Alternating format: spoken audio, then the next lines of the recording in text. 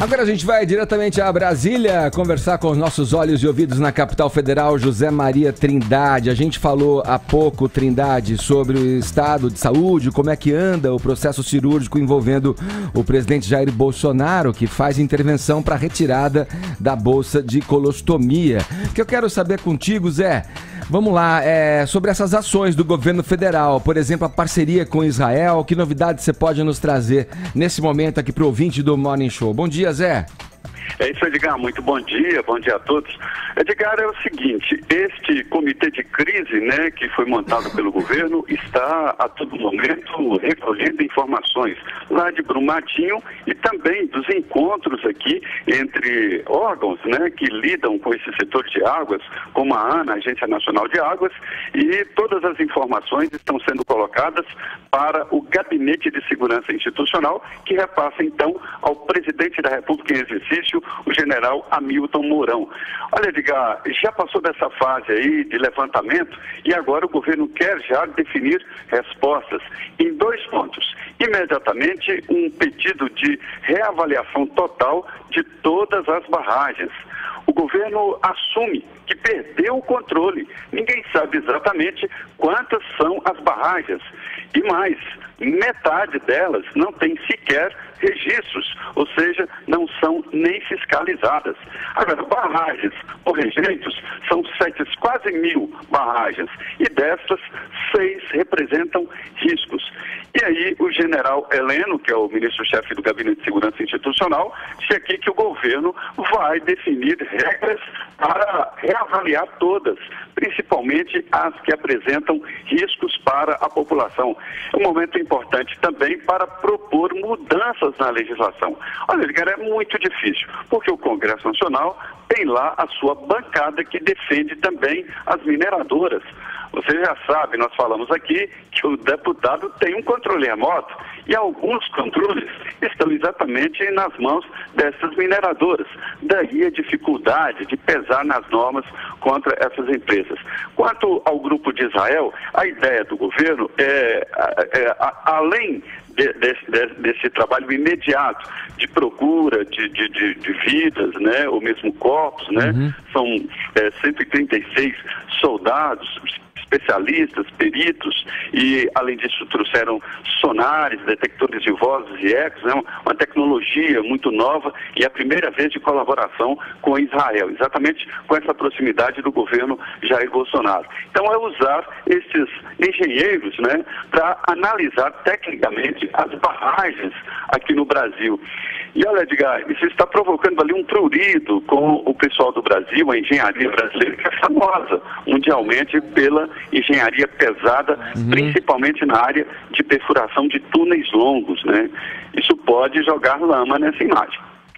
Tá certo. O Vini tem uma atualização de dados aqui pra gente, Trindade.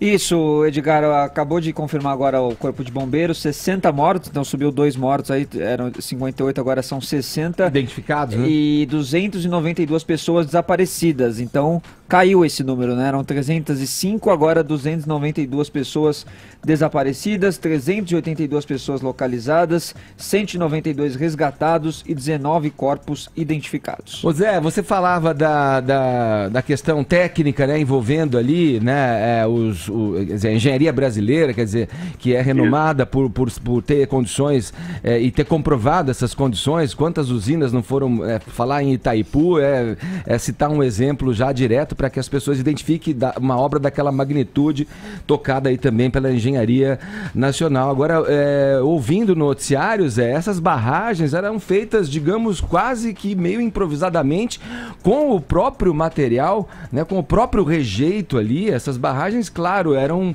barragens que com o tempo se transformariam em bombas relógio, em uma barreira muito vulnerável, e a ação do tempo e do próprio rejeito para o qual ela foi construída, né? Instáveis. São mais baratas, né? São mais fáceis. E, veja bem, as próprias empresas é que fiscalizavam. E a ideia continua sendo essa, a empresa fiscalizar, mas aumentar a responsabilidade, inclusive responsabilidade penal. Como você disse, são barragens feitas pelos próprios rejeitos, que se solidificam e seguram o outro. Se houver uma instabilidade, como excesso de chuva e tal, provoca toda essa instabilidade e o desmoronamento.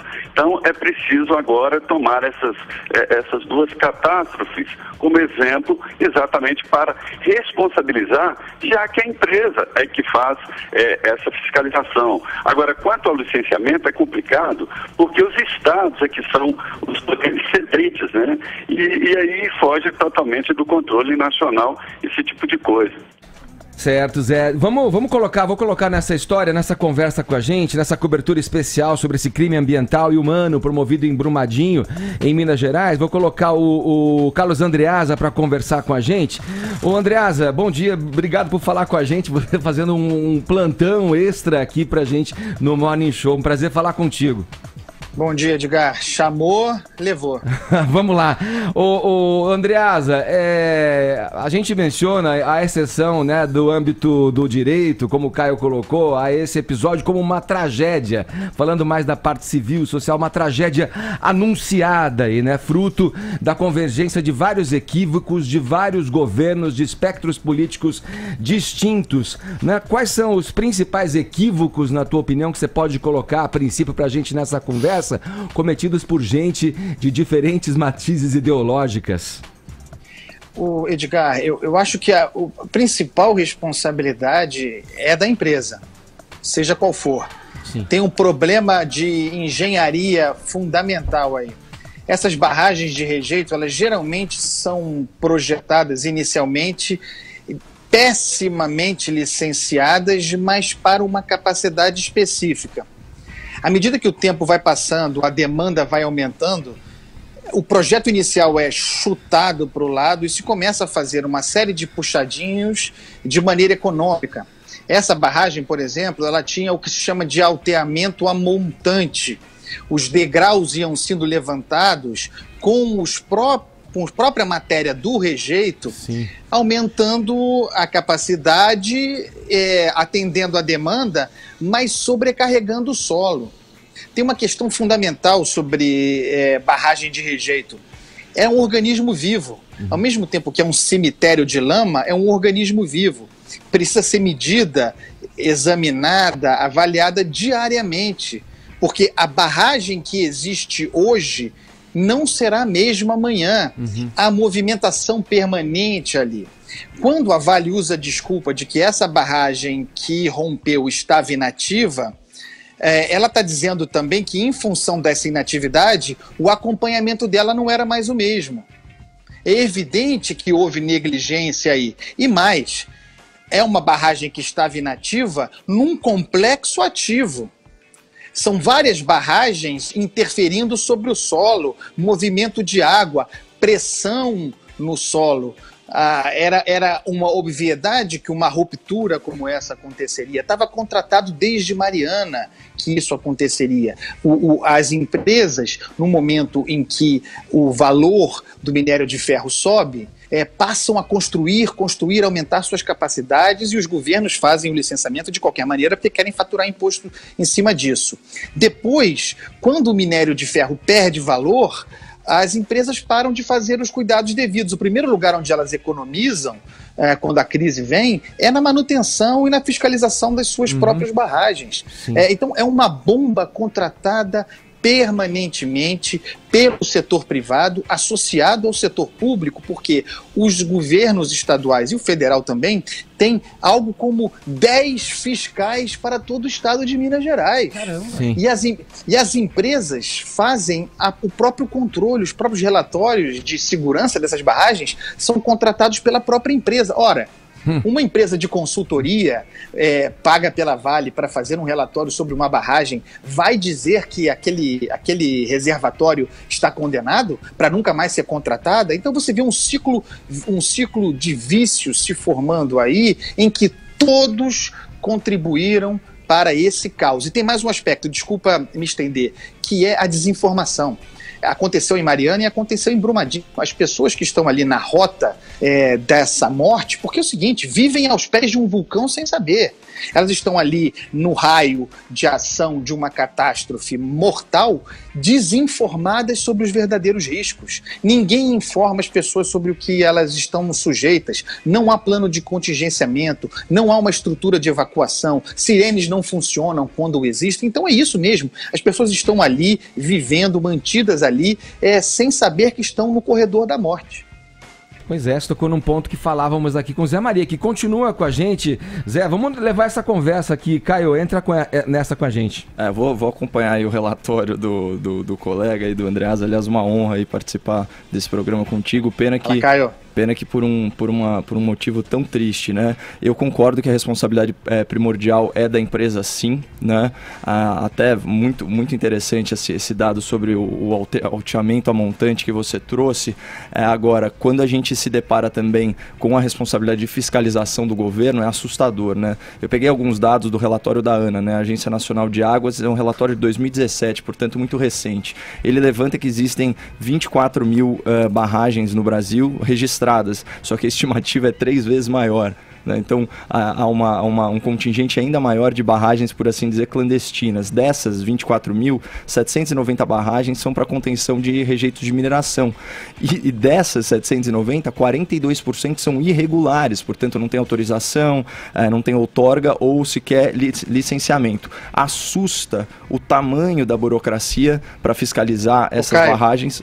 Pode falar, Carlos. Não, então, desculpa te interromper, mas é que você está subsidiando aí, pintando um cenário complexo do drama, e aí a gente considera o aspecto topográfico de Minas Gerais, porque barragem de rejeito tem no mundo todo. No caso de Minas Gerais, a gente tem negligência, provavelmente corrupção, incompetência, ganância associados a uma geografia muito difícil. Essas barragens estão, evidentemente, a maioria delas em área montanhosa, se valendo de vales, mas de qualquer maneira numa posição acima do mar. Né? Aí você tem uma catástrofe como essa, você pega no caminho da catástrofe, geralmente rios, no caso de Mariana, você teve o Gualacho do Norte para chegar ao Rio Doce, no caso aí de Brumadinho, você tinha o Córrego do Feijão e o Rio Paraupeba, que é muito importante. Então você tem, no primeiro momento, a barbárie dessa ruptura pegando a jusante, portanto, descendo no curso do rio, matando as pessoas no caminho e depois, inevitavelmente, chegando no curso dos rios e promovendo a destruição ambiental. A geografia é muito cruel para uma desgraça como essa, no caso de Minas Gerais. Em Mariana, os rejeitos chegaram ao mar, atravessaram Minas Gerais, chegaram ao Espírito Santo e foram morrer lá em Regência, no Oceano Atlântico. Existem registros da lama de Mariana em Abrolhos, na Bahia. É isso. Agora, já está no Rio Paraupeba, não nos enganemos. O Rio Paraupeba é um afluente do Rio São Francisco. Se não for contido, e há possibilidades reais de que seja contido, porque tem uma outra reserva no caminho para barrar essa lama, vai chegar no Rio São Francisco. Olha o tamanho da projeção dessa catástrofe. Isso em função também da geografia perversa para uma barragem de rejeito. E também aí complementando, né, você trouxe o elemento da negligência e da provável corrupção, né? O último ato do Estado em relação a essa barragem, em relação à mina, né, do Córrego do Feijão, ela teve a ampliação aprovada em dezembro pelo Conselho Estadual de Política Ambiental, ainda na gestão do governador Fernando Pimentel do PT. E o que eu estava falando dos 31 órgãos estaduais e federais, essa é a burocracia de fiscalização, com 150 funcionários, ou seja, você tem aí 5 funcionários por órgão responsáveis por essa averiguação, e apenas 20 desses órgãos fizeram efetivamente alguma vistoria. Então a gente tem uma situação em que só 3% das barragens foram vistoriadas. Se você, nesse ritmo, você vai levar mais de 30 anos para passar o olho, para fazer um relatório sobre cada uma dessas barragens, e ainda podendo incorrer, como você bem citou, em situações de corrupção e até de conluio aí com conluio entre o público e o privado, é uma situação grave, né? Então, apesar da responsabilidade primordial ser da empresa, a gente também não pode fechar os olhos, né, para a responsabilidade acessória do governo de fiscalização. E como é que o governo aí, passando a bola, inclusive para o Zé entrar com a gente nessa, Zé, como é que o governo pode permitir ou deixar de regular essa questão envolvendo aí auditorias solicitadas pela própria empresa? É a mesma coisa aquela história, você que gosta de frases e causos, Zé, do político corrupto que contrata a sua própria pesquisa para sair bem na foto, né? Pois é. Olha, Edgar, é a responsabilização inclusive penal, aí será o freio. Vou te dizer aqui, eu sou de Minas, conheço o estado muito, porque trabalhei lá como jornalista, cobrindo inclusive municípios. Vou te dizer uma coisa, a atividade mineradora é um relacionamento abusivo, pode provocar prazeres e vantagens imediatas ou ocasionais, mas a longo prazo arrasa. Se você conhecer Minas Gerais a fundo e pelo alto, vai identificar lugares que são solos lunares, são terras devastadas. É assim, a atividade mineradora acabou com montanhas em Minas Gerais. Eu me lembro, na época da universidade, que nós tínhamos aquela história, um adesivo no carro, olha as montanhas, porque no futuro, diziam lá antigamente, né, você não verá montanhas, porque as mineradoras estavam engolindo as montanhas de Minas Gerais. E agora a gente vê resultados muito mais pesados do que o simples olhar para as montanhas. Então a atividade mineradora é uma relação abusiva e provoca, sim, de sabores muito grandes, e esse é apenas o lado mais grave que leva vidas, né? Mas se você olhar o local de extração mineral, qualquer que seja essa extração, será um caos. O estado de Minas Gerais carrega a mineração no próprio nome, é histórico. Mas o que acontece é que tudo evoluiu. Duas coisas não evoluíram: o carro, que continua tendo freio, embreagem e marcha, e a mineração, que arranca do coração da terra o seu ganho, o dinheiro, né? E deixa a ferida aberta. Quer dizer, é isso que tem que ter um freio, é isso que tem que ser modernizado. Nós não podemos, no ano de 2019, continuar explorando o mineral e revirando a terra como se fosse homem da caverna, né? Queria fazer uma pergunta para o Andreasa, Edgar. Andreasa, tudo bem? É o Vini aqui, bom dia. Eu não sei se você acompanhou a entrevista da Marina Silva no Jornal da Manhã, e daqui a pouco a gente vai até repercutir mais sobre essa entrevista aqui no Morning Show, mas ela falou uma frase que pessoas se elegem fazendo discurso de enfraquecer a legislação ambiental. E fez até uma crítica ao governo atual, dizendo que ele está já ali esvaziando o Ministério do Meio Ambiente. Obviamente que o Jair Bolsonaro está chegando agora, dos governantes aí é o que menos tem culpa com relação ao que aconteceu em Brumadinho, mas como que você recebe esse discurso da Marina Silva, e se você também vê com preocupação futura as ações e os discursos do governo atual? Vini, o governo Bolsonaro não tem responsabilidade nenhuma sobre isso, vamos ser justos. Pode ser que algum discurso feito ao longo dos últimos meses em campanha seja preocupante em relação à flexibilização de licenciamento ambiental, mas isso é algo a vir. É preciso lembrar que é o seguinte: boa parte das concessões, licenciamentos para a exploração mineral em Minas Gerais, vigentes atuais, foram ou feitos ou renovados durante os governos do PT. Inclusive na gestão da Marina Silva à frente do meio ambiente. Então, uma coisa que me preocupa muito neste momento de drama é a exploração político-ideológica da tragédia, né? Quer dizer, a gente não pode criminalizar também a iniciativa privada. A mineração é importante, ela acontece no mundo inteiro e ela pode ser feita com margem de segurança maior.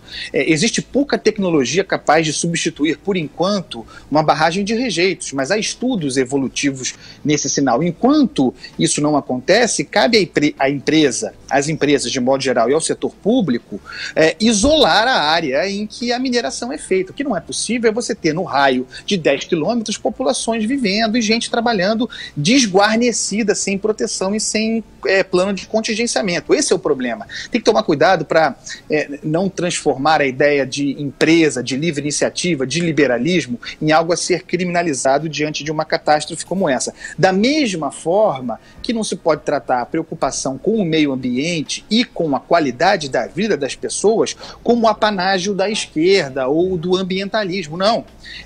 O liberalismo, conforme existe, nós acreditamos, existe no mundo inteiro, ele é coexistente com as preocupações ambientais e com a segurança das pessoas. Então, uma das coisas que eu pessoalmente esvazio absolutamente, não dou o menor valor, e aliás é sinal da vergonha, que é o espírito de tempo atual, é a politização, a ideologização. Vocês entenderam o que eu estou dizendo? Ideologização.